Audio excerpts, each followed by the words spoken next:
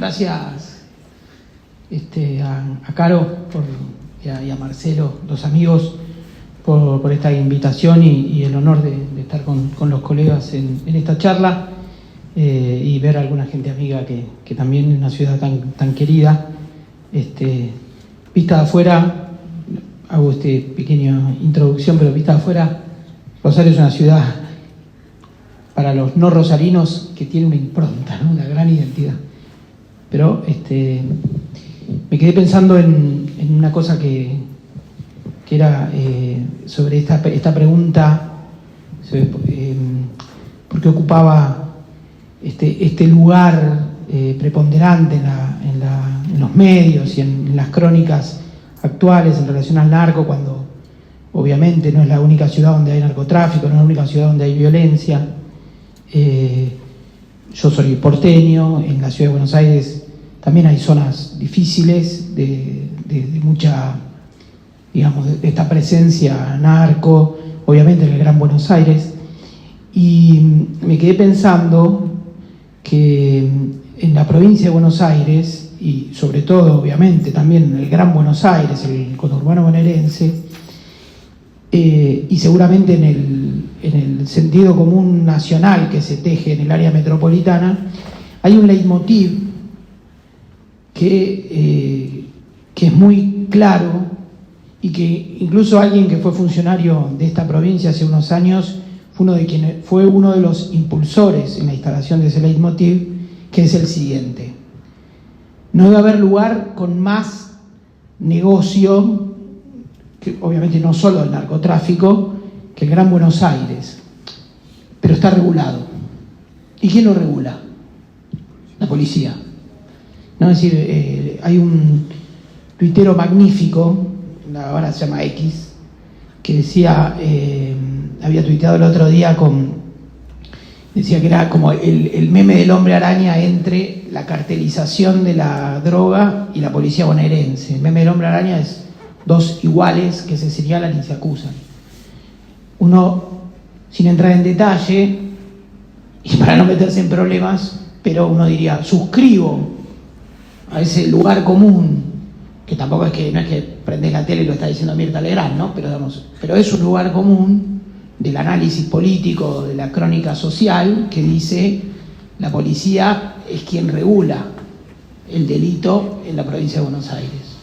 Y eso le da, diríamos, gobernabilidad, palabra, ¿no?, que muchos, muy de la ciencia política blanda, ¿no? La gobernabilidad bonaerense la otorga la policía. Eso, lo diría, si tuviésemos que hacer una política de reducción de daños y realista para Rosario, ¿qué habría que hacer? Instalar a la bonaerense, ¿no? Digamos, esa podría ser una percepción sobre algo tan difícil. Voy a hablar desde no de mí en términos personales, pero sí desde donde uno vio esta escala que fue tomando Rosario. Y voy a decir varias cosas que pienso a la vez. La primera, otro leitmotiv, Dios atiende en Buenos Aires, ¿no? Es decir, los canales nacionales te cuentan el corte de calle en Corrientes y Callao y la temperatura del área metropolitana de Buenos Aires, ¿no? Entonces, ¿qué haría falta para que Rosario sea causa nacional? Bueno, tal vez mudarla al área metropolitana de Buenos Aires, ¿no? Es decir, levantar a la ciudad y colocarla, pedirle que se corra La Matanza o Loma de Zamora y ubicar a la ciudad ahí, ¿no? Es decir, es como al revés, que hay que mudar la capital a Viedma, ¿no? La solución argentina para los problemas es que hay que mudar Viedma a la capital, porque solo los problemas de esas, que no es la capital, del área metropolitana de Buenos Aires, de ese gran DF argentino que es el AMBA, los problemas nacionales son los problemas del AMBA. Diría que desde los años 90, desde la segunda mitad de los 90, desde la crisis, sobre todo el emergente de la crisis del 2001, y me atrevería a hacer una línea política rápida, diría, desde el modelo dualdista de gobernabilidad que tenemos de 2002 para acá, que no se alteró en nada, se vistió, el kirchnerismo le puso guante de seda, derechos humanos, lo que quieran, pero seguimos siendo un país, y lo digo incluso a favor de Dualde, que fue un gran presidente, pero el modelo sigue siendo ese, es decir, gobernar el conurbano es gobernar la nación. y el resto vemos. El resto que haya caudillos provinciales, partidos provinciales, subsistemas políticos, depende de cada provincia. Entonces después estudiamos, mi gran amigo y compañero Federico Zapata nos enseña el cordobesismo como un modelo del peronismo cordobés, entendemos a través de los colegas que escriben sobre Santa Fe, en fin, digo desde la perspectiva de un porteño, no estoy diciendo que la Argentina hacemos así, pero digamos, el país vemos, le ponemos el ojo a cada cosa, pero lo importante es gobernar el conurbano. Si se gobierna el conurbano, se gobierna la nación. Incluso diría que eso se traslada a algo que sería casi el modelo económico, que sería, si cobro retenciones, si permito, digamos, más o menos esta manta corta entre un modelo exportador que me permita, que le permita al Estado, digamos, cobrar algo, ¿no? En el caso de las retenciones a la soja y algunas cosas más, para sostener una cierta maquinaria industrial que permite también, ¿no?, los niveles de gobernabilidad. Entonces, uno diría, sin gobernar el conurbano no se puede, solo gobernando el conurbano no alcanza, ¿no? Y la Argentina, lo que estalla en Rosario, y no quiero adentrarme en ningún amarillismo, ¿no? Acá hay gente que sabe del tema, pero digo, ni ninguna exageración, pero lo que estalla en Rosario es un poco esa especie de enfermedad de gobernabilidad que estamos teniendo, que es que estamos atendiendo una sola cosa, casi como diríamos, ahora como Milei, ¿no?, cuyo único modelo económico es controlar la inflación, como el que arregla la cocina y se la rompe el resto de la casa. Bueno, nosotros queremos incluso gobernar, que esto significa poner parches en el Gran Buenos Aires y se va descomponiendo el resto de la Argentina en parte. Cuando comienza a escalar lo de Rosario, ciudad a la que viajé mucho por distintos motivos, incluso pensando en ese momento, yo trabajaba en la radio pública, la cobertura de lo que pasaba acá. También por mil razones uno conoce la marginalidad del área metropolitana y conoce otras cosas, pero yo quería mirar un poco en espejo y yo preguntaba esto, porque en la Argentina hay otro tema, que es cuando las cosas tocan, y no lo digo peyorativamente, porque no tengo un discurso anti-clase media, pero cuando las cosas tocan a la clase media, de algún modo aparece el disyuntor, ¿no? El disyuntor que corta la luz. Es decir, algo que a lo mejor en la vida, en barrios humildes, se naturaliza, se incorpora como repertorio vital, ¿no? Cuidarse de determinadas maneras. Cuando eso golpea la puerta y toca a las capas medias, también hay un aviso. Hay algo que uno dice, hay una afectación, ¿no? Hay un sobresalto más fuerte. Tiene mil razones esto, pero uno no lo puede dejar de advertir, ¿no? Una de los diálogos, las conversaciones con los amigos de Rosario era, diríamos algo así, la violencia empezaba como casa tomada de Cortázar, ¿no? Empezaba como a sacudir y a golpear, y las balas picaban cada vez más cerca. Una pregunta para una cobertura de Rosario era, ¿cuánto empieza a afectar la vida cotidiana? Un queridísimo poeta, amigo mío, Martín Prieto, leía un día y me decía, en los diarios de Rodolfo Rabanal, un escritor argentino, durante la dictadura, él y Héctor Libertela y la querida, lamentablemente fallecida hace poquito, Tamara Kamensain, que luego se exiliaron, contaban que iban a comer afuera diríamos, el invierno del 77. Iban a Edelweiss, que es un restaurante alemán muy lindo, muy caro, pero muy lindo en el centro porteño. Entonces, me quería decir, Martín me traducía, se vive, uno resigna y resiste a resignar la cotidianeidad, las rutinas, la sociabilidad frente a, en ese caso, la seguridad y la inseguridad que generaba la cacería, ¿no?, de la dictadura en pleno 77, ¿no? Y no sé Rabanal, Libertela y Kamensain estrictamente qué nivel de... Sí sé que eran politizados, etcétera, etcétera, pero también recogiendo información de otros testimonios de militantes políticos donde tenían una vida normal y en simultáneo cada vez más absorbían una medidas de seguridad, reflejos, ¿no? Como conductas muy preventivas. Y entonces se nos ocurría, trabajando en la radio pública, tener un registro, aún con lo sesgado que puede ser solo preguntarle a personas de capas medias, no importa, porque también se tenía registro de cosas que pasaban en barrios marginales, cómo afectaba eso la vida cotidiana, cuántas personas iban y en qué, porque mucha gente decía, no, a mí no me cambió nada, punto.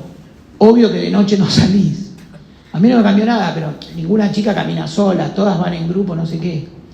Y recuerdo un testimonio de una mujer joven que decía, no, a mí lo que me gusta de viajar a Buenos Aires es que puedo volver a caminar de noche, sola, ¿no? Entonces, esos pequeños, y no para no sobredramatizar, ¿no? Uno quiere convertir en el diario de Ana Frank, ¿no? Digamos, lo que pueden ser retrocesos medio en pantuflas, ¿no?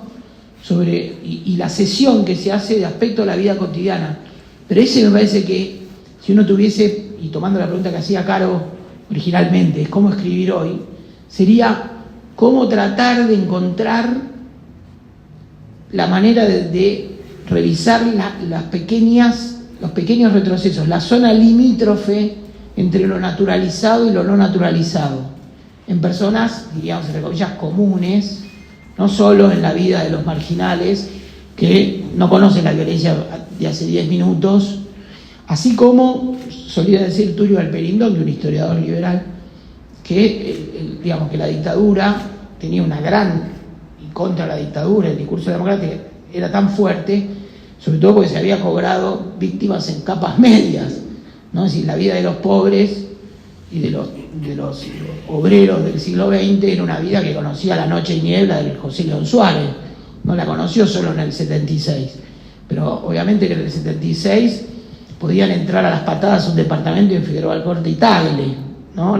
Es una ubicación porteña muy paqueta, o en lugares así. Entonces, me parece que hay algo de que está esta violencia alterando zonas donde la Argentina suele colocar un disyuntor, para bien y para mal.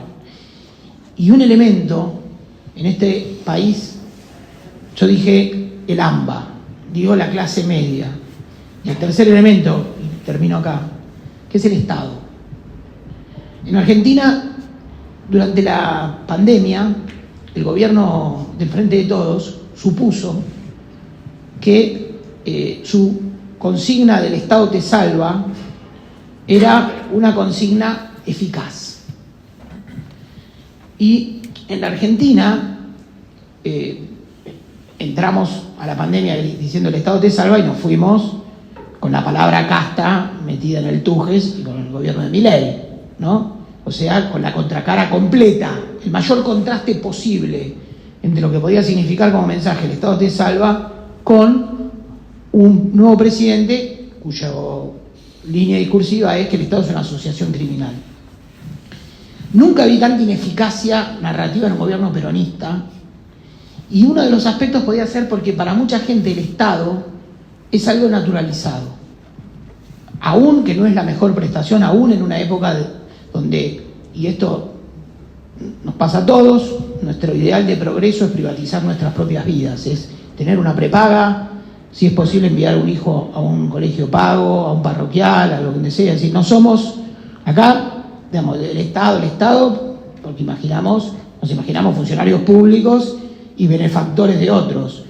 Pero hay que ver si estamos del otro lado del mostrador y pedimos Estado cuando necesitamos algo. Pero además de eso, el Estado, la idea de que el Estado te va a salvar, que el Estado va a comprar vacunas y que en cada vacuna, también toca una fibra, y es que en Argentina se naturalizó, existe un cronograma de vacunas y en Argentina el Estado forma parte del repertorio de sobrevivencia general.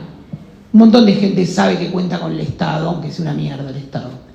Entonces estaban sobrevendiendo caro algo que en la Argentina está asumido, era obvio, era lógico que el Estado iba a vacunar, incluso si gobernaba Macri iba a vacunar el Estado argentino, harían negocios con otros, con laboratorios de otros países, pero iba a vacunar igual, si había un piso. Pero en Rosario, la impresión es que hay algo, por eso digo, tomaba lo de la provincia, ¿no? Que sí, bueno, por lo menos maneja el bonaerense, que es el Estado, pues el Estado no es paca y un montajista de Canal Encuentro, el Estado también es un comisario de José León Suárez, pero en Rosario se deshilacha la idea del Estado, y acá agrego un ingrediente tal vez demasiado impresionista, y pido perdón como porteño, pero la muerte del playero, es decir, la idea de que hay una banda criminal que es casi bandorista, ¿no? Que mata a un inocente, es decir, mata a un inocente significa, en la tragedia que es morir, la tragedia de morir sin saber por qué, porque es prenda de negociación con un Estado tomado. Es decir, esa situación es un agujero negro. No lo quiero exagerar, porque no es que todos los días muere un playero.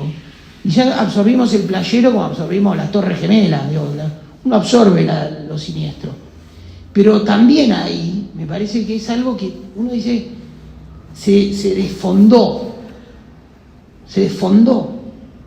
No se sabe qué hacer con eso. No sabemos si va a haber otro playero, o ya está viendo y más amenaza. Pero hay algo, por eso uno tiene la sensación de que en parte una solución debería contener una intervención federal, no sé, debería contener algo que no está en el repertorio de las cosas con las que se intenta solucionar las cosas hasta ahora, que no es solo presencia policial, obviamente, pero hay algo también sobre el monopolio de la fuerza. ¿Quién dispara? Si la democracia, entramos a la democracia con un problema. ¿Quién tiene las armas? Bueno, no nacimos en democracia, ¿no? Si entramos con un problema. Alfonsín tenía el monopolio, era el jefe del monopolio, por decirlo mal, parafraseando mal a Weber, del uso de la fuerza al precio de no usarla. Había órdenes que Alfonsín no podía dar. Un día de la democracia tendría que figurar el 3 de diciembre del 90, que es cuando, y no importa por qué, indultó, todo mal, pero Menem le dio la orden a un militar de que le dispare a otro. En ese sentido, por ejemplo, Martín Balsa es una figura clave.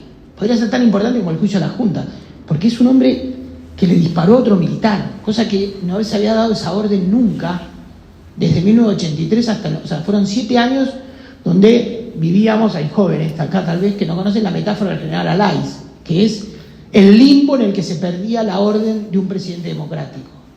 No se le disparaba a otro militar, un militar no le disparaba a otro militar por orden de un civil. Bueno, eso se quebró para bien. Si la democracia se recupera el 3 de diciembre de 1990, aún con Videla saliendo como Pancho por su casa, porque un militar le dispara a otro por orden de un civil. Eso es más importante que la libertad de Videla para el orden democrático, para mí. Luego Videla terminó como terminó, pero esto que está pasando acá, esta especie de bandorismo de una banda que si lo jodés te mata a un inocente, no te mata un fiscal, te mata un inocente, tiene el tenor del general Alaiz, tiene algo del enajenamiento, por ahí en una pequeña dosis, en un hecho que se puede aislar todavía y trabajar, pero creo que no habría que hacer nada que no apuntale esa gravedad.